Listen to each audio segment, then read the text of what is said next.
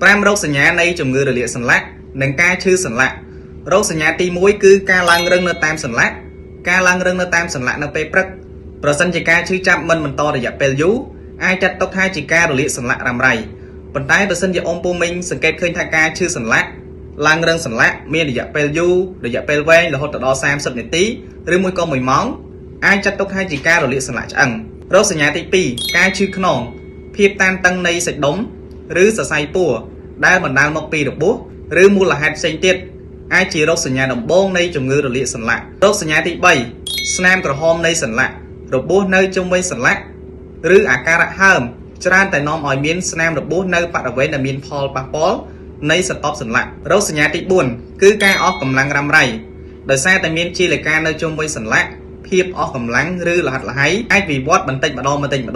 នៅក្នុងរាងកាយរោគសញ្ញាទី5ពិបាកក្នុងការធ្វើចលនាឬដើរការធ្វើចលនានិងសកម្មភាពសាមញ្ញ